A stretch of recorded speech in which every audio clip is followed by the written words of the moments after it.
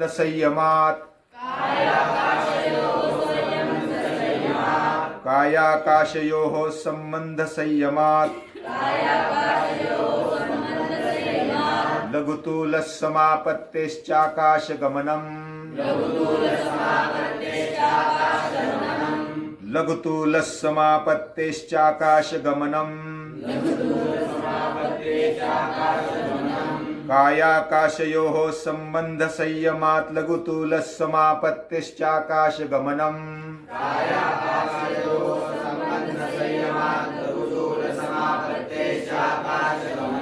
बहिरकल्पिता वृत्तिर्महाविदेहा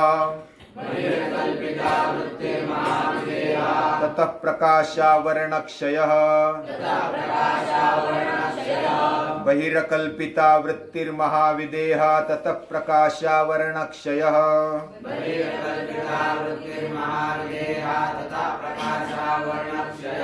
कायाकाशयोः संबंध संयमात् लघुतूलस्समापत्तिश्चाकाशगमनम् कायाकाशयोः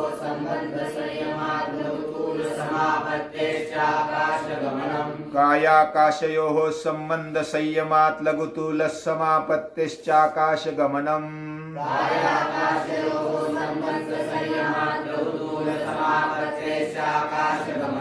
बहिरकल्पिता वृत्तिर्महाविदेहा ततः प्रकाशावरणक्षयः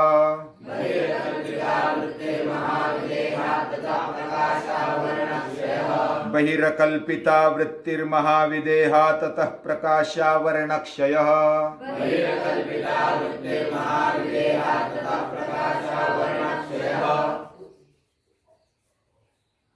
विभूतिपाद बड़ा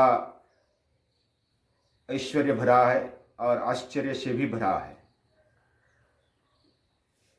इसमें बहुत सारी बातें ऐसी है वो आश्चर्यकारक है, यानी हमें उसका अंदाजा भी नहीं आता। और ऐसी ऐसी सिद्धियां योग से मिलती है। बहुत सारी सिद्धियां बाह्य विषयों के बारे में, अंदरूनी शरीर के बारे में और अंतःकरण में रही हुई शक्तियों के बारे में अलग अलग सिद्धियां महर्षि पतंजलि बताते हैं। महर्षि पतंजलि को हम हर रोज याद करते हैं और उनको कृतज्ञतापूर्वक वंदन भी करते हैं हर रोज। हमारी बुद्धि अल्प बुद्धि है, हम अपनी वास्तविकता जानते हैं और यह जानते हुए भी हमें ऊंचाई तक पहुंचना है, ये आशा है, इसलिए अभ्यास कर रहे हैं।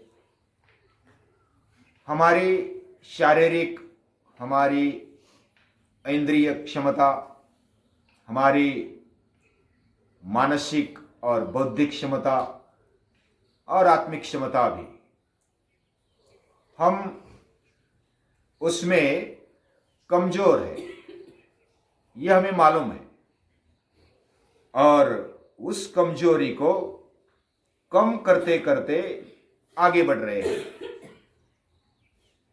यह हमारी वास्तविक भूमिका है और इसको ध्यान में रखते हुए हमारी नजरें हो या हमारी वाणी हो, हमारे कान हो या हमारे अलग अलग इंद्रिय, ये किस तरह काम करते हैं, किस हेतु से, किस दृष्टिकोण से काम करते हैं,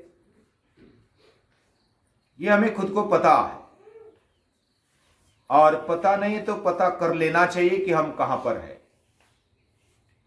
और हमारी वास्तविकता जब पता चलती है तो फिर कहां तक जाना है, वहां तक जाने के लिए क्या क्या करना पड़ेगा, कैसी कैसी जानकारी इकट्ठा करनी पड़ेगी, क्या क्या मेहनत करनी पड़ेगी, कितना धैर्य रखना पड़ेगा, ये बातें उसमें आ जाएगी। अभी आज का जो सूत्र है वह है कायाकाशयोः संबंध संयमात् लघुतूलस्समापत्तिश्चाकाशगमनम्। आकाश गमन ये बहुत मजे वाला है। कोई भी अगर आकाश से इधर से उधर चला जाए तो बड़ा अच्छा लगता है, और तुरंत हमें साधन की जरूरत नहीं, हम बस खुद मन में आया और चले, दिल्ली चले, कन्याकुमारी, तो मन में आया और चले गए। ऐसा अगर होता है तो कितना मजा आएगा, ऐसा लगता है। आकाश गमनम वो भी हो सकता है।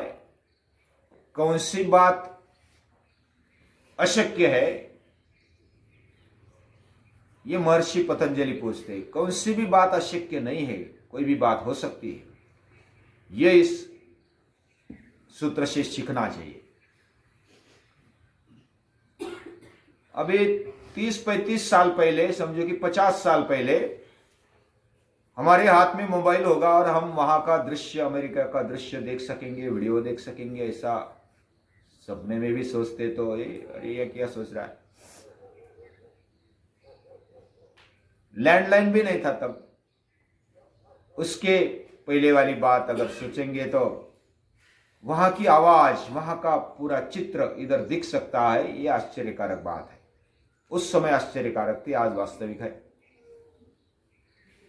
यानी कोई भी अशक्य कर्म हम शक्य कर सकते हैं, ये योग दर्शन बताता है। कैन डू वृत्ति होनी चाहिए।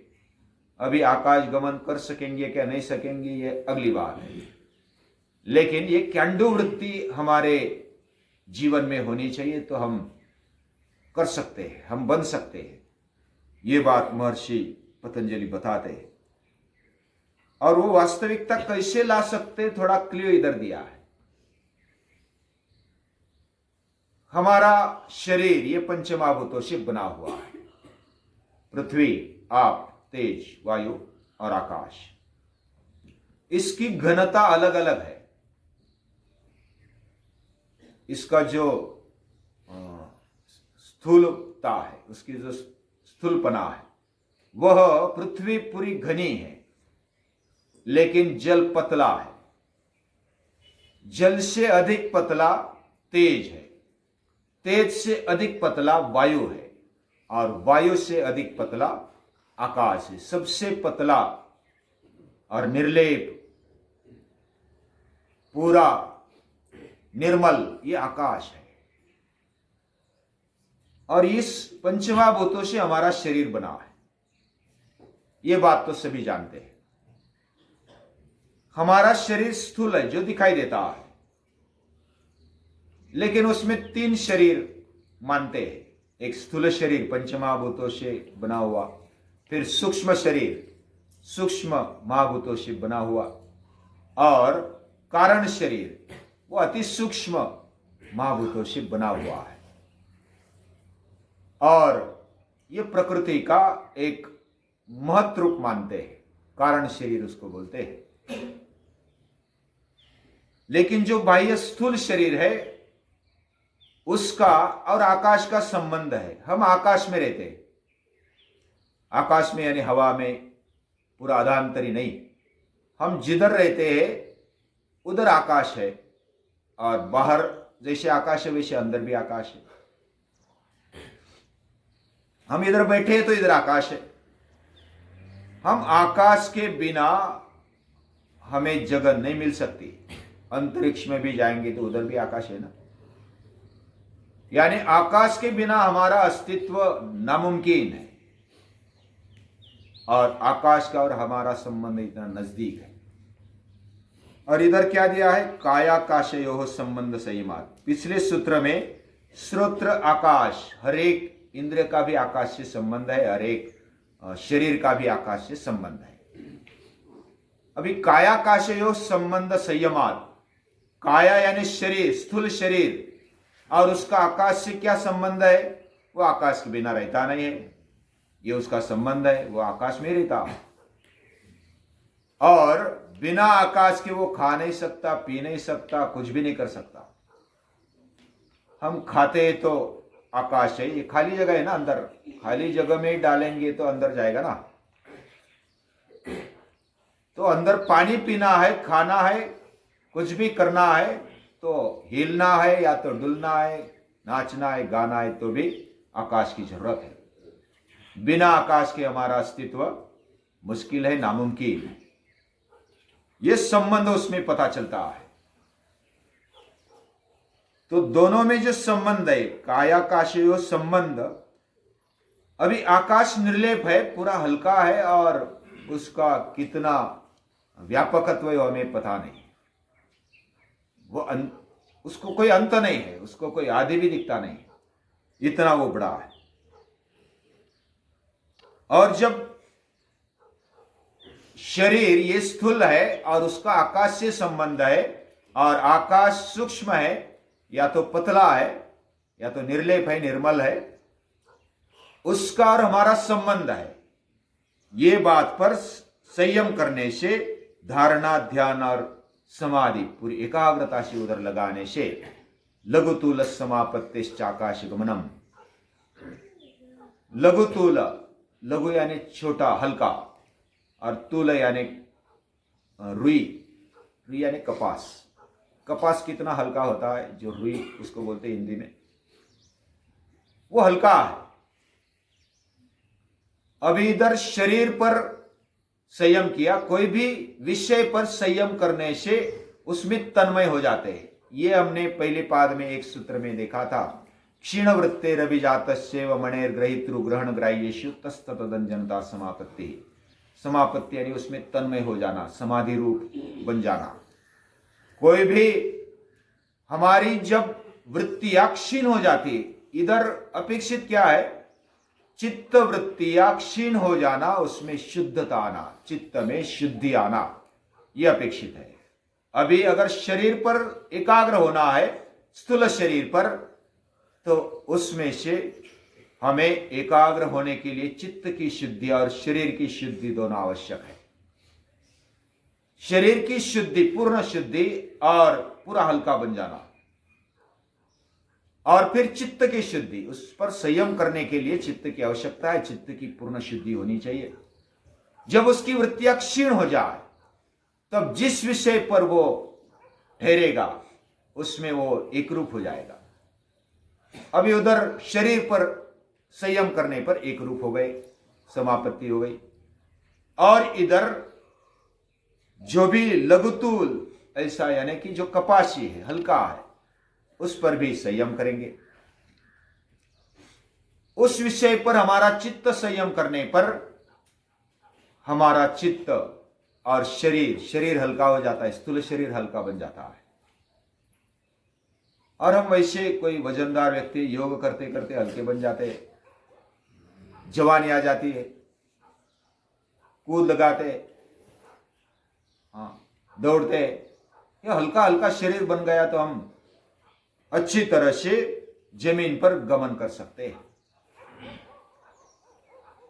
अभी शरीर का और आकाश का जो संबंध है, वह संबंध, अभी आकाश पूरा उसका निर्लेपता, उसकी व्यापकता, ये देखते हुए हम अगर रुई पर एकाग्र होते हैं और हल्के हो जाते हैं, तो हल्का बन जाना, और दूसरी तरफ हमारा तद्रूप हो जाना शुद्ध रूप में, तब हम आकाश गमन कर सकते हैं। कृष्णा जी केशव कोलाटकर इधर कहते हैं कि हम पहले शरीर को हल्का बनाते तो किसी आधार को लेकर हम आकाश में गमन कर सकते हैं। किसी छोटी सी चीज का आधार लेकर हम आकाश गमन कर सकते हैं। जैसे रोप मल्लखांब पर चढ़ गए, हल्का शरीर है तो चढ़ जाते हैं, तो आकाश में चले गए। फिर अपने शरीर को इतना हल्का बनाते हैं कि कोई जैसा मकड़ी होती है, मकड़ी को क्या बोलते हैं, जैसा कोड़ी, स्पाइडर जैसा, वो धागे के आधार से ऊपर चढ़ जाता है, वैसा हमारा शरीर छोटे से धागे से भी ऊपर चढ़ जाता है, हल्के हल्के, और फिर धीरे धीरे प्रकाश किरणों की सहायता से हम हवा में चले जाते हैं, यानी आकाश में चले जाते हैं, और फिर बिना उसका आधार के भी हम आकाश गमन कर सकते हैं। ये कृष्णा जी केशव कोलाटकर कहते हैं। अभी इससे क्या अर्थ निकालना, कैसे उधर जाना, ये अभ्यास करने वाली बात है। अभी जहां तक मैंने पढ़ा वहां तक आपको बता दिया।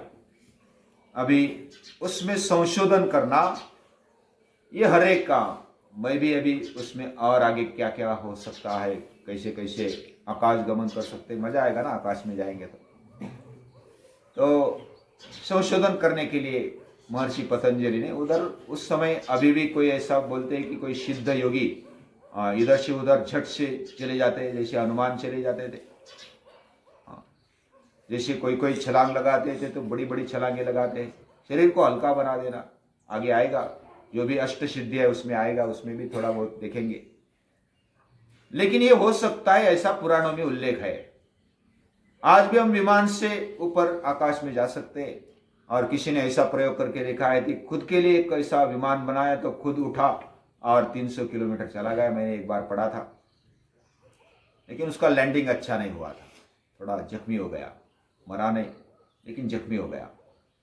यानी वो यंत्र के सहाय से चला गया था। लेकिन हमारे अंदर भी इतनी शक्तियां है और वो हम कर सकते हैं, ऐसा महर्षि पतंजलि बताते हैं। अभ्यास करना चाहिए। अगला जो सूत्र है, बहिर्कल्पिता वृत्तिर्महाविदेया ततः प्रकाशावरण क्षय। बहिर्कल्पिता, बहि यानी बाह्य जो भी चीजें हैं, हमारा शरीर ये दिखता है, ये सृष्टि दिखती है, ये बाह्य सृष्टि है। अंतःकरण ये अंदर की सृष्टि है, अंतर इंद्रिय ये अंदर की सृष्टि है।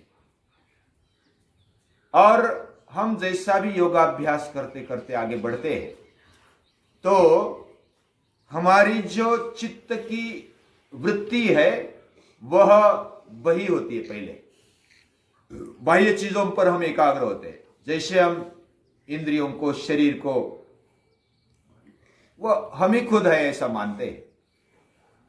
यानी मैं खुद शरीर हूं, यह अज्ञान के कारण हम मानने लगते हैं पहले पहले। हाँ, यानी अविद्या के कारण, अज्ञान के कारण मैं शरीर हूं, ये शरीर खत्म होगा तो मैं खत्म होऊंगा, ऐसा लगता है, मुझे भी लगता है। लेकिन धीरे धीरे अभ्यास करने पर एक कल्पना हम करते हैं कि मैं और मेरा शरीर ये अलग है। जब कोई साधक साधना करते करते जन्म जन्मांतर तक कोई दुख भोगता है, पहले कुछ सूत्रों में हमने देखा कि भोगापवर्गार्थम दृश्यम, ये जो दृश्य है, सृष्टि है, ये भोग और अपवर्ग देने के लिए है। जब हम भोग भोगते हैं इंद्रियों से, शरीर से और मन से, तब क्षीणता आती है, दुख आ जाता है। और दुखों से बीच बीच में फिर ऐसा लगता है कि ये दुख नहीं होना चाहिए, बस इसमें से छुटकारा पाना है। तो ये पाने के लिए जो साधक प्रयत्न करता है वह फिर उसकी रजोगुण तमोगुण वाली वृत्ति खत्म होने लगती है और दुख के उस पार जाने के लिए वो तैयार हो जाता है, उसमें सत्व गुण बढ़ जाता है। जो बही यानी बाह्य जो विषय है उस पर एकाग्र होते हैं वो रजोगुण तमोगुण में ठहरते हैं, और जो अंदरूनी और सूक्ष्म विषय में कल्पना करते हैं वो सत्व गुण में चले जाते हैं, सात्विकता उनकी बढ़ती जाती है। अभी इधर कल्पना करते, पहले अभ्यास के द्वारा कल्पना करते हैं कि हम शरीर अलग है और हम अलग है, ये कल्पिता वृत्ति है चित्त की। और जब हम हमारे शरीर से जैसे कल्पना की कि मेरा शरीर अलग है, मेरे इंद्रिय अलग है, मेरा कपड़ा अलग है, मेरा घर अलग है, ये जैसे कल्पना करते हैं वैसे हम खुद जब वह वृत्ति बनते बनते अकल्पिता वृत्ति बन जाती है, अकल्पिता स्थिति आ जाती है। यानी चित्त खुद अपने आप को इतना शुद्ध होते होते ऊंचा उठाता है कि जैसा ये मेरा शरीर है, दूसरा भी मेरा शरीर है। यानी दूसरों का शरीर भी उसको अपना लगने लगता है। जैसे ज्ञानेश्वर महाराज बोलते हैं ये आत्मरूप है, यानी ये आत्मशक्ति आत्मरूप है, स्वसंवेद्या आत्मरूपा। ये जो मैं हूं ये विश्व व्यापक आता विश्वात्म के देवे, येने वाग्यज्ञ तोषावे तोषो निमज द्यावे पसाय दान है। वो विश्वात्मक बन जाते हैं, खुद खुद के बारे में न सोचते हुए पूरी दुनिया के बारे में सोचने लगते हैं। दूसरा देह अपना ही देह है ऐसा समझकर उनको वेदना होने लगती है। तो बुढ़ते जगत न देखे वे डोला, ऐसा तुकाराम महाराज बोलते हैं। कभी ये दूसरा उसको समझता नहीं, वो डूब रहा है, उसके लिए मुझे बचाना चाहिए ऐसा उसको लगता है, ये मेरा ही शरीर डूब रहा है ऐसा उसको लगता है, और वो कर्म करने लगते हैं, वो काम करने लगते हैं।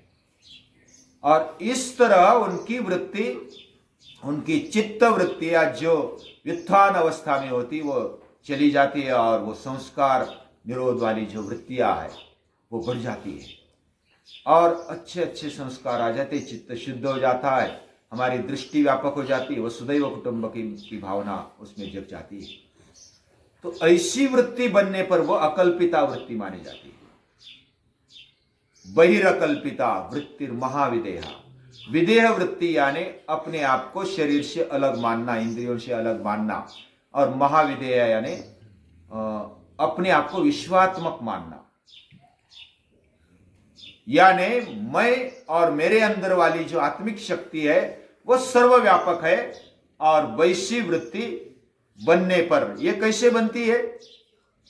तमोगुण नष्ट होते होते वो क्षीण हो जाता है, रजोगुण कम होते होते हमारी भोग वृत्ति कम हो जाती है, और सत्वगुण बढ़ता है, सात्विकता बढ़ जाती है, और एक जीवन में प्रकाश आने लगता है।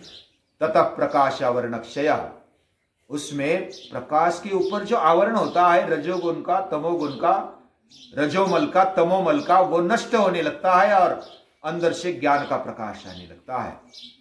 एक श्लोक भी दिया है गीता में, सर्वद्वारेषु देहेस्मिन् प्रकाश उपजायते, 14वें अध्याय में है। रजोगुण, तमोगुण और सत्वगुण के ऊपर भी हम उठते हैं, तब सर्वद्वारेषु देहेस्मिन् प्रकाश उपजायते, ज्ञान यदा तदा विद्यात् विवृद्धम सत्वमित्युत। सभी द्वारों में से हमारे शरीर में 10 द्वार है, 10 द्वारे का पिंजरा तामे पंचीपौन, कबीर जी कहते हैं 10 द्वारे का पिंजरा तामे पंचीपौन, रहिबे तो अचरज है, जाए तो अचरज कौन। यह ऐसी व्यापक दृष्टि बन जाती है, वो आसक्ति छूट जाती है, कामना वासना वो कम होती जाती है, और हम प्रकाशावरण क्षय ऐसी अवस्था में आ जाते हैं। ये सत्व वृत्ति इतनी बढ़ गई, और रजोमल तमोमल नष्ट होते होते पूरे शुद्ध बन गए, और सात्विकता के लेवल पर हम चलने लगे। पूरे जो 36 गुण बताए 12वें अध्याय में, जो भगवत गीता में भगवान ने 36 गुण बताए, ये सदौती सव्वा जो आत्म तत्व है, उधर तक हमारी मंजिल जाती है, वहां तक हमारी व्यापकता बन जाती है। और जो त्रिगुण है यानी सत्व रज तम, ये 3 गुणात्मक जो प्रकृति उससे ऊपर उठ जाते हैं, यानी जो सांख्य और योग दर्शन 24 तत्व बताते हैं, 25 तत्व तक यह मंजिल आ जाती है। यानी तत प्रकाशावरण क्षया, जब हम भगवान से मिल जाते हैं, अपने आप को शुद्ध करते हुए एक रूप बन जाते हैं, तो हमारी वृत्ति वहां तक पहुंच जाती है। और ये जो स्थिति है, वह स्थिति का वर्णन इधर महर्षि पतंजलि करना चाहते हैं, और हमारा जीवन योगाभ्यास के द्वारा वहां तक पहुंचाना है। अलग अलग सिद्धियां बीच में आ जाएगी, लेकिन उधर ठहरना मत। कहां जाना है? आकाश जाना है, या तो किसी जगह पर जाना है, ये फिर छूट जाता है। हमें तो बस भगवान में मिल जाना है, भगवान में एक रूप हो जाना है। ये शुद्ध वृत्ति बन जाती है, और वो तुरीय अवस्था बोलते हैं, यानी सत्व रज तम उस पार गुणातीत अवस्था। ये 14वें अध्याय में बताई लास्ट में, सर्वद्वारेषु देहेस्मिन् प्रकाश उपजायते। फिर हमारे अंदर से ये सत्व प्रकाश, असतो मा सद्गमय, हमारे अंदर जो असत्य है उसके बजाय सत की तरफ हमारा जाना, तमसो मा ज्योतिर्गमय, अंधकार से प्रकाश की ओर जाना। ये प्रार्थना हमारे ऋषि इसलिए करते हैं कि हमारा जीवन वो प्रकाश की ओर चला जाए। हमें प्रकाश की आस लगे, हमें ऐसा ऊंचा आकाश मिले, ऐसी जगह मिले कि जिधर से हमारा फिर वापस नहीं आना होगा। अत्यंतिक सुख मिलेगा। सुखम आत्यंतिक यत्तत् बुद्धिग्राह्य मतीन्द्रियम वेत्ति यत्र न चैवायम स्थितश्चलति तत्वतः यम लब्ध्वा चापरम लाभम मन्यते नाधिकं ततः यस्मिन् स्थितो न दुःखेन गुरुणापि विचाल्यते। उससे अधिक कुछ नहीं चाहिए। ऐसा स्थान, ऐसा प्रकाश हमें चाहिए जिस प्रकाश के अलावा दूसरा प्रकाश हमें जरूरत नहीं पड़ेगी। ऐसी हमारे ऋषियों की अपेक्षा है। महर्षि पतंजलि वो बताना चाहते हैं। उनको नमस्कार करते हुए